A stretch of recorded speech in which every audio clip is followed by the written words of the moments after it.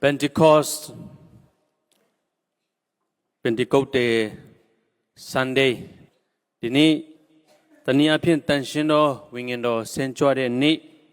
Tania Pin Attendo, Sapiroma Pide Ni Attendo, Popaude Ni. Sonoro di Attendo ye Pastor Emeritus Siarojiga Tanshindo Wingendo ne Pate Piroma Tindan Pede Kama. The Mahong ye Tanshindo Wingendo, Sanctuary Ka, Lurie Apoma Talin, Sente de Aro Luade Achema, the Go Piade. The met the Mate ye Tanshindo Wingendo Ga Apoma Tim Hodobene, Luye Atema, Jingwed de Subiroma, Jonorogo, Tim Bibare. Aro Jonoro Dini, Tanshindo Wingendo, Ne Pate Biroma, Pioja Sujareka, Miado Apin Eddie, the Mahong Ma Kedo, Lurie Apoma, Teya Biroma, Luade Hama, a swampiade, the Guru Munebe, Jonoro Adika, Pumpia Jare, Pioja Sujare, the Gedanlebe, Eddie Lu, Power Mukujono Lucinde. The meant the Matiye, Tanshindo Wingendo ye, a low pongo. Pure Kama Dini Pate Jan Pai di Tema according to Paramasa song Kanji Senate Ange Toma Eri Tanshindo Wingindo Mashibu Suin Eri Tanshindo Wingindo ye Akungima Pabu Suin Takin Yeshuha Kridoha Takin Pidelo Be Tukama Winkama Mobu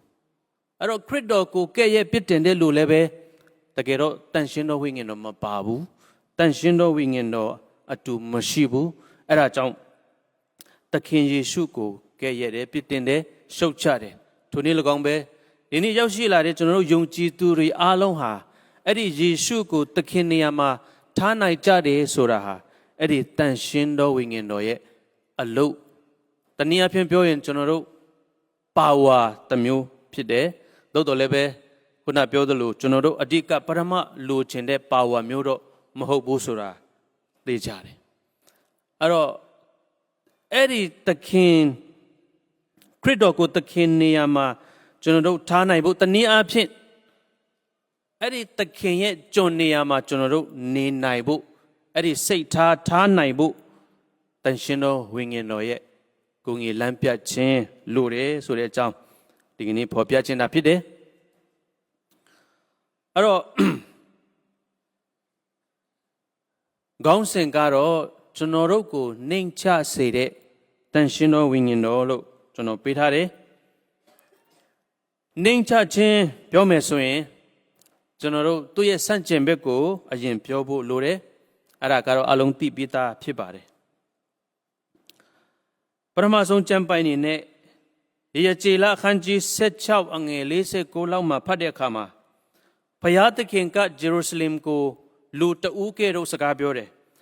Jerusalem tenye nima todong ye apit homoka take Jerusalem ne to bina ma shi de yuade ma tania phyin jono Israel lu myo de tu do pyu de phaya thakhin shi ma makaung mu de ka tenye nima todong dong ma mi ne phit si khan ya de edi todong myo dong ma elok ma so bu no so pi do ma Jerusalem ko Songmada, Sakapura Pide. Tenye Nima Torong ye appear homoka, Tune, Tu Tamiro di Mana Jichin. Mine Piasi Kanyare Torong Muye, a Pika Balesoro, Mana Jichin Pide. Tune Tu Tamiro di Mana Jichin, Waswa Satau Chin. Adale appear to quote in no, Waswa Satau Chin. Sonoroka was Satau Chinida. Was what Satau Chin, Ning Westwa, Kaunsa Chin, Todomiaka, Kaunsara, to Ludagamium Sichin Bime,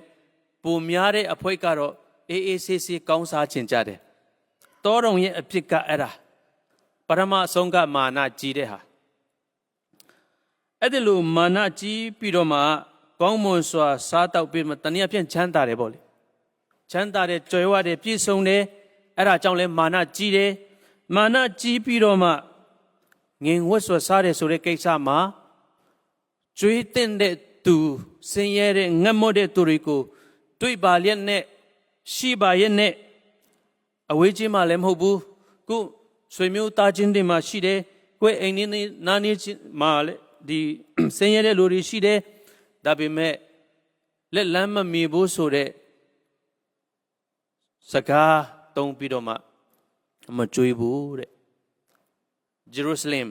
တင်းရဲ့ညီမရဲ့အပြစ်ကအဲ့ဒါမာနကြီးခြင်းဆိုပြီးတော့မှဘုရားသခင်ကဂျေရုဆလင်မြို့ကိုစကားပြောတယ်တိမောသေဒုတိယဆောင်ခန်းကြီး3အငယ်1မှာဘုရားသခင်ကကျွန်တော်တို့ချင်းလို့ဖတ်ရင်တွန်းချငင်မီတဲ့အင်အမောက်အောင်ဆုံသူဘက်ငိုင်ဆုနင်အခုနောက်ဆုံးသောကာလမှာလူတွေကသူ့အတွက်ပဲသူကောင်းကျိုးအတွက်ပဲခုနကတော်တော်လိုပဲသူချမ်းသာဖို့သူစားရဖို့သူအေးအေးဆေးဆေးနေနိုင်ဖို့အတွက်လောက်ပဲစဉ်းစားပြီးတော့မှကြွားပြီးတော့မှမာနထောင်လွှားတယ်ပမာလူတို့ကိုချစ်တော်သူငွေကိုတတ်မဲ့တော်သူဝါကြွားတော်သူထောင်လွှားစော်ကားတော်သူသူ့အတရေကိုရှုတ်ချတော်သူဒါဒီခက်ကာလ Facebook ပေါ်မှာကျွန်တော်တို့မတွေ့ချင်အစုံနေ့တိုင်းတွေ့ရတဲ့အခြေအနေတွေပဲဖြစ်တယ်ဒီစကားတွေအကုန်လုံးကျွန်တော်အသက်တာမှာပြည့်စုံတယ်အခုလောလောဆယ်တော့ကျွန်တော်တို့သူများပြောတဲ့သူများရေးတဲ့အကြောင်းတွေကိုပြောတာကိုယ့်အကြောင်းမပြောသေးဘူးပေါ့နော်ကိုမှလည်းပဲအဲ့ဓာတွေကဂျေဇုတော်နဲ့ပြောမလားပြည့်စုံနေကြတယ်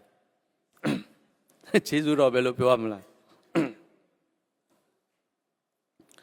တုတ်တန်ကျမ်းမှာ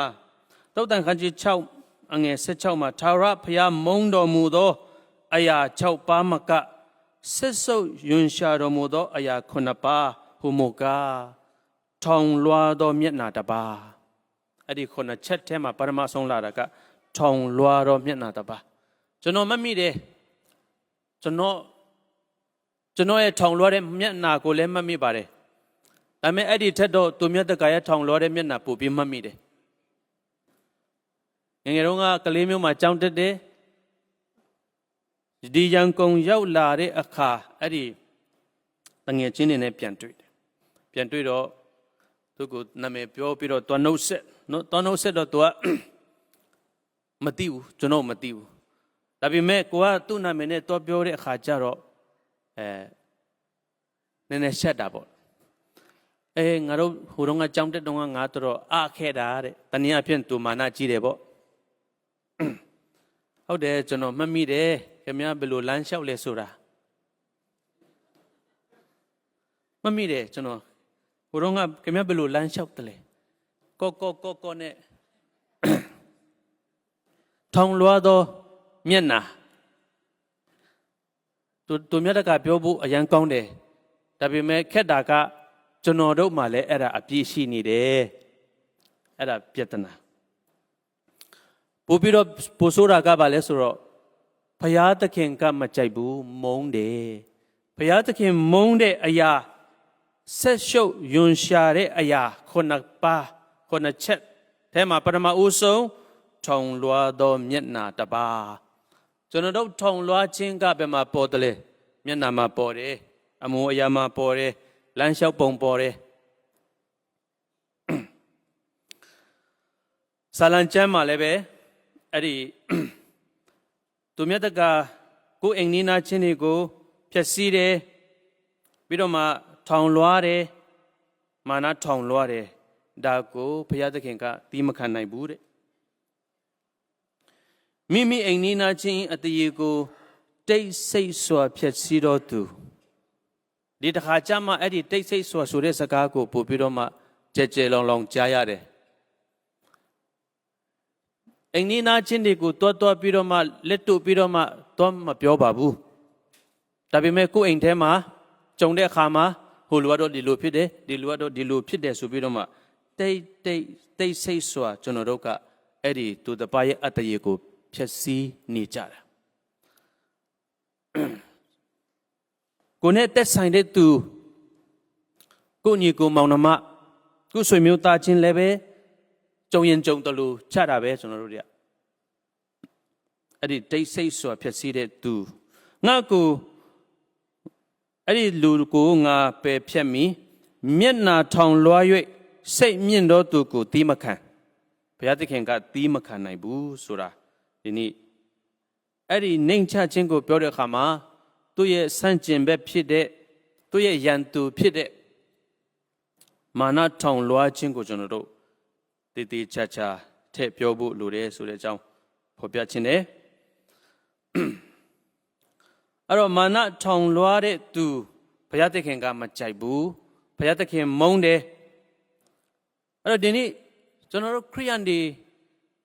မဟုတ်တဲ့တခြားလို့ဆိုတော့ပြဿနာမရှိဘူးထောင်ချင်းတလောက်ထောင်ကိုနဲ့မဆိုင်ဘူးပေါ့ဒါပေမဲ့ဘုရားသခင်ကိုကိုးကွယ်တဲ့သူယေရှုဘုရားကိုသခင်နေရာမှာထားပြီးတော့မှကိုကသူ့ရဲ့ကျွန်နေရာမှာရှိနေတဲ့သူကျွန်တော်တို့ပြောတဲ့အခါမှာပါလေဘုရားသခင်မျက်မှောက်တော်ဆိုပြီးတော့မှခဏခဏပြောတယ်အဲ့ဒီဘုရားသခင်ရဲ့မျက်မှောက်တော်ကိုတိုးဝင်ချင်းကပ်ပြီးတော့မှချီးမွမ်းတဲ့ကျွန်တော်တို့တွေရဲ့စိတ်နေသဘောထားကအဲ့ဒီမျက်မှောက်တော်ပိုင်ရှင်ဘုရားသခင်ဒီမခံနိုင်တဲ့အရာတွေများမနေဘူးလားဆိုတာဒီနေ့ဖော်ပြခြင်းတယ်ဆိုတော့တန်ရှင်းသောဝိညာဉ်တော်အကြောင်းပြောတဲ့အခါမှာအဲ့ဒါလေးတွေခဏကျွန်တော်တို့မိတ်ထားကြတယ်ခဏအမြဲတမ်းမိတ်တယ်ခဏအမြဲတမ်းမိတ်တဲ့အခါကျတော့ဘုရားသခင်ရဲ့မျက်မှောက်တော်ကစကားပဲရှိတော်တယ်ဘာဖြစ်လို့လဲဆိုတော့ကျမ်းစာကပြောပြီးပြီဘုရားသခင်အဲ့ဒါတွေမကြိုက်ဘူးအဲ့ဒါတွေမုန်းတယ်ဆိုတဲ့ဆိုခါမှကျွန်တော်တို့ကတစ်ချိန်လုံးအဲ့ဒါနဲ့ပြည့်နေတဲ့အခါမှာကျွန်တော်တို့မျက်မှောက်တော်ပြောပြမဲ့တာတကယ်တဘောလောက်ပါပဲကျွန်တော်တို့ပြောတာဘုရားသခင်မျက်မှောက်တော်မှာမရှိဘူးဆိုတာကျွန်တော်တို့သိချတယ်အဲ့ဒီလိုကျွန်တော်ကိုလည်းစမ်းစစ်ပါတယ်ပြီးခဲ့တဲ့တကြံမတိုင်ခင်မှာကျွန်တော်ဆူတောင်းတဲ့အချိန်မှာအဲ့ဒါအရန်ပေါ်လာတဲ့အခါကျတော့ကျွန်တော်ပြောမိတယ်ဆူတောင်းတဲ့အချိန်မှာထဲတယ်တချို့လူကြီးတွေကဟာဘာဖြစ်တာလဲပေါ့တင်းထောက်တွေနဲ့အစင်မပြေဘူးလားဆိုပြီးတော့လာမေးတယ်မဟုတ်ပါဘူးလို့ဘယ်သူနဲ့မှအစင်မပြေတာမရှိပါဘူးကျေးဇူးတော်ကြောင့်ကိုလို့ဖို့ဆောင်ပက်ဆရာဆရာမတွေနဲ့လည်းအစင်ပြေတယ်တင်းထောက်တွေနဲ့လည်းအစင်ပြေတယ်အစည်းအဝေးတွေမှာလည်းအစင်ပြေတယ်အခုမာနထောင်လွှားတဲ့ကိစ္စကဟိုတယောက်ဒီတယောက်ကျွန်တော်ပြောချင်တာမဟုတ်ဘူးတင်းတော်တစ်ခုလုံးမှာဖြစ်နေတာလူမျိုးတစ်မျိုးလုံးမှာဖြစ်နေတာတနိုင်ငံလုံးမှာဖြစ်နေတဲ့အခြေအနေကိုကျွန်တော်ပြောချင်တာကလေးတွေတောင်မှကလေးတွေရဲ့မျက်နာတောင်မှအဲ့ဒီမိဘတွေရဲ့ထောင်လွှားတဲ့အမွေနော်အမွေသူတို့ဘာမှမသိဘူးတိုးတော့မိဘတွေကဟိုအကြောင်းဒီအကြောင်းမျိုးရိုးတွေအကြောင်းတဲ့ဒီမြို့ကလာလို့ကလေးမြို့ကနေလာလို့လေပြည့်တင်းတော်ဖြစ်လို့ TBCY ဖြစ်လို့ MBC နှစ်ချင်းဖြစ်လို့မတိလိုက်တဲ့အချိန်မှာကျွန်တော်တို့တွေအဲ့ဒီခရစ်တော်နဲ့ပတ်သက်တဲ့အသင်းတော်နဲ့ပတ်သက်တဲ့ကိစ္စတွေလူမျိုးနဲ့ပတ်သက်တဲ့ကိစ္စတွေမှာမတိလိုက်တဲ့အချိန်မှာမာနတွေကတော်တော်လေးထောင်လွှားပြီးတော့မြင့်နေတယ်အဲ့ဒါကိုကျွန်တော်ကိုမြင်ပြီးတော့မှမဖြစ်ချေဘူးတကြံ Bible Camp လုပ်မယ်ဘုရားသခင်ရဲ့နမိတ်လက္ခဏာတွေကိုကျွန်တော်တောင်းတတယ်လိုချင်တယ်သို့တော်လည်းပဲတခြားတစ်ဖက်မှာအဲ့ဒီဘုရားသခင်ရဲ့ကျေးဇူးတော်တွေမစည်းစင်းနိုင်အောင်ကျွန်တော်တို့ရဲ့မာနတွေကပိတ်ဆို့နေတယ်ဆိုတာကိုကျွန်တော်မြင်ရတယ်အဲ့ဒါအကြောင်းကျွန်တော်ပြောတာတချို့တွေကတော့ခင်ဗျာပေါ်ပြူလာဖြစ်ချင်လို့အဲ့လိုလုပ်တာမလားတဲ့မလုပ်ရဲပါဘူးကျွန်တော်လည်းမကျွင်းကျင်ပါဘူးဒါမျိုးတို့မျိုးတကယ်ဒီ altar call ခေါ်တလို့မျိုးလေဆရာမမောင်လောက်တောင်ကျွန်တော်မကျွင်းကျင်ဘူးဒါပေမဲ့ကိုတော့ကျွန်တော်ခွန်အားရတယ်ဗျပြောရဲလိုက်တာဆိုပြီးတော့လေအခုတော့ပြောရမယ့်နေရာမှာရောက်နေလို့ကျွန်တော်ပြောတာဖြစ်ပါတယ် ဒါတခြားမျက်နှာကြည့်ပြီးတော့ပြောတာမဟုတ်ဘူးကျွန်တော်တို့အတင်းသူတင်းသားရဲ့မျက်နှာတွေကိုကြည့်တယ်ကျွန်တော်အတူကြည့်ပြင်းခဲ့တဲ့တငယ်ချင်းတဲ့မျက်နှာတွေကိုကျွန်တော်ကြည့်တယ်ကျွန်တော်အိမ်သူတက်ထားရဲ့မျက်နှာလည်းမြင်ပါတယ်ကလေးတွေမျက်နှာကိုလည်းမြင်တယ်အဲ့ဒီထောင်လွှားတော့မျက်နှာကတော့ခဏခဏအမြဲတမ်းတွေ့ရပါတယ်အဲ့ဒါကြောင့်ကျွန်တော်ကိုမန်ထဲမှာမကြည့်ရဘူးမချောလို့မဟုတ်ဘူးနော်ထောင်လွှားတဲ့ကိုမျက်နှာကိုပြန်ကြည့်ရင်ရှက်လို့ဂျွန်စတော့ပြောတာရှိတယ်တဲ့ကျွန်တော်တို့အကြီးမားဆုံးကျွန်တော်တို့ရန်သူကတော့အဲ့ဒီထောင်လွှားခြင်းပါပဲဒါပေမဲ့အကောင်းမွန်ဆုံးမိတ်ဆွေကတော့မှ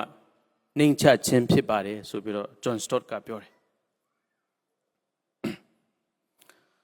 ချားလ်စ်ပါဂျန်ပြောလာရှိသေးတယ်ချားလ်စ်ပါဂျန်ကျွန်တော်တို့အကြီးမားဆုံး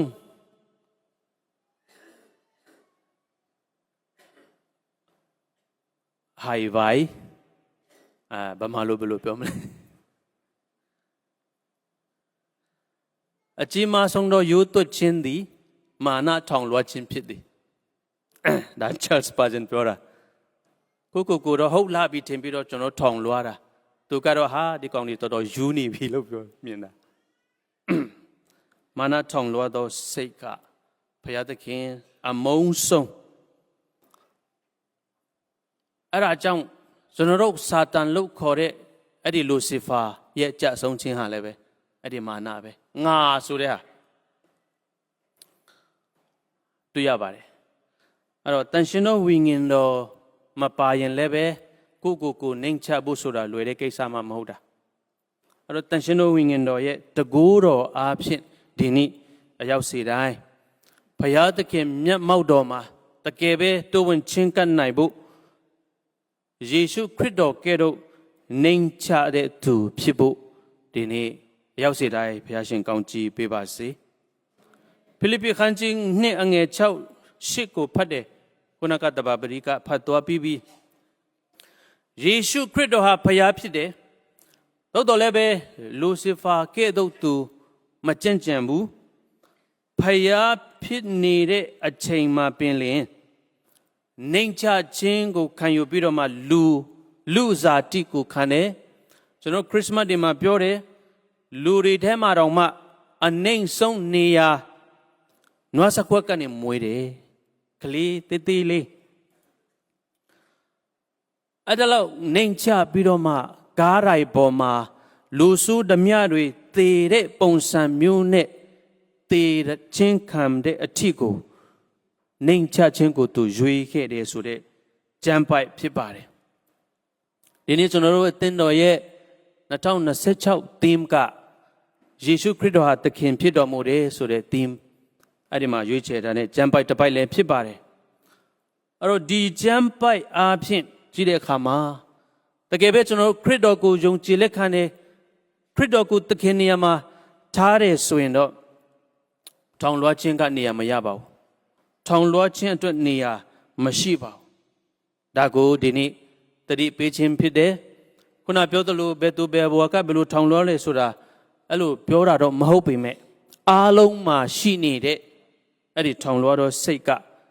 ကိုယ့်အတွက်အန္တရာယ်ကြီးမာတယ်ဘုရားသခင်မျက်မှောက်တော်မှာရှိနေကြတော်လည်းပဲဘုရားသခင်မကြိုက်တဲ့အဲ့ဒီမာနထောင်လွှားခြင်းကပဲကျွန်တော်တို့ကိုဘုရားသခင်ရဲ့ယန္တူအနေရာမှာကိုယ်အလိုအလျောက်နဲ့ရောက်သွားတာဖြစ်တယ်အဲ့တော့ James ရှင်ယာကုတ်ခန်းကြီး4:6ထဲမှာဘုရားသခင်ကအဲ့ဒီလိုမာနထောင်လွှားသောလူတွေကိုငြင်းပယ်တယ်နှိမ်ချသောသူတွေကိုတနာတော်မူတယ်ဆိုပြီးတော့မှဘုရားသခင်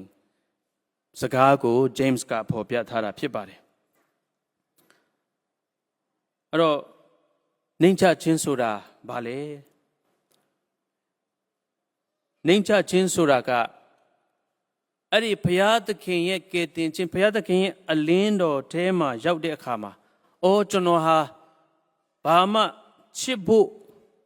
မထိုက်တန်တဲ့လူအပြစ်ရှိတဲ့လူဆိုပြီးတော့မှကိုမြင်ချင်းသိချင်း ကိုယ့်ရဲ့ဖြစ်ချင်းကိုမြင်ပြီးတော့မှအဲ့ဒီဖြစ်ချင်းကိုရှိပိုင်ဆိုင်ထားတဲ့အရာကိုယ်မှာစူးစမ်းပြီးတော့မှတတ်မြောက်ထားတဲ့ပညာအဲ့ဒီအရာတွေအားလုံးကဘာမှအတိတ်ပဲမရှိတဲ့အရာကိုထောင်လွှမ်းနေတဲ့အရာတွေဟာဘာမှအတိတ်ပဲမရှိတဲ့အရာဘာဖြစ်လို့လဲဆိုတော့ကိုယ်တိုင်ကဖျားမျက်နာကိုမရတဲ့အပြစ်ရှိတဲ့လူဆိုတာသိချင်းသဘောပေါက်ခြင်းအဲ့ဒါကနှိမ်ချခြင်းဖြစ်တယ်။ဘာဖြစ်လို့ကျွန်တော်တို့နှိမ်ချဖို့လိုတယ်လဲခုနပြောသလိုဘုရားသခင်ကမကြိုက်ဘူးဘုရားသခင်မုန်းတယ်ယွန်းရှာတယ်အဲ့ဒါကြောင့်လည်းပဲလူစီဖာကိုချပစ်လိုက်တယ်။ဒါဆိုရင်ဘာဖြစ်လို့ဒီလူစီဖာလောက်အဆင့်မရှိတဲ့လူတွေကိုဘာဖြစ်လို့ဘုရားသခင်ကရွေးနှုတ်သေးလဲအဲ့ဒါကြတော့တစ်မျိုးဘုရားသခင်ကကျွန်တော်တို့ကိုသူ့ပုံသဏ္ဍာန်နဲ့ဖန်ဆင်းထားတာဒီတိုင်းပြစ်လို့မရဘူးသူမလိုချင်တဲ့သူမုန်းတဲ့အဲ့ဒီထောင်လွှားတဲ့အဖြစ်တွေသူဖန်ဆင်းထားတဲ့လူတွေမှာရှိလာတဲ့အခါမှာသူနီလန်းရှာတယ်ယေရှုခရစ်တော်ဘာမှမာနထောင်လွှားခြင်းမရှိတဲ့နှိမ်ချခြင်းအပြည့်ရှိတဲ့ယေရှုခရစ်တော်ကိုကျွန်တော်တို့အတွက်ဆေလွတ်ပြီးတော့မှလူစားတိခံခိုင်းတယ်ကျွန်တော်တို့တည်တဲ့နေရာကားတိုင်းပေါ်မှာအသေးခံခြင်းအားဖြင့်နှိမ်ချခြင်းဆိုတာကိုသူဖော်ပြသွားတယ်အဲ့တော့ကျွန်တော်တို့ခရိယန်တွေကျွန်တော်တို့နှိမ်ချဖို့လိုတယ်ဘာဖြစ်လို့လဲခရစ်တော်ကိုယ်တိုင်ကတင်ပြသွားတယ်အခုတန်ရှင်းသောဝိညာဉ်တော်အားဖြင့်ကျွန်တော်တို့တွေတနည်းပြီးတနည်းချက်ချင်းနှိမ်ချဖို့တော့မလွယ်ဘူးကျွန်တော်တို့လည်းတိတ်ပြီးတော့မလွတ်ချင်သေးဘူးနည်းနည်းထောင်လွှားတာနည်းနည်းအယတာရှိသေးတယ်ဒါပေမဲ့ကျွန်တော်တို့အဲ့ဒါကတော့ဒီတိုင်းတွန်းအစင်မပြေတော့ဘူးအခုကျွန်တော်တို့နိုင်ငံအကုန်လုံးပျက်စီးတော့မယ်ကျွန်တော်တို့ကထောင်လွှားလို့ကောင်းတုံးရှိသေးတယ်အဲ့တော့ဘုရားသခင်မျက်နာတော်ကိုတကယ်ပဲရှာကြမယ်အဲ့တော့နှိမ်ချခြင်းနဲ့မှကျွန်တော်တို့ရှာလို့ရမယ်အဲ့ဒီနှိမ်ချခြင်းကိုယ်တိုင်ကလည်းပဲတန်ရှင်းသောဝိညာဉ်တော်အကူအညီအဖြစ်သာလျှင်ကျွန်တော်တို့နှိမ်ချလို့ရပါတယ်ဆိုတဲ့အကြောင်းဒီနေ့တိုက်တွန်းခွင့်ပေးခြင်းပါတယ်ရောက်စီတိုင်းနှိမ်ချသောအသက်တာပိုင်ဆိုင်နိုင်ကြပါစေ။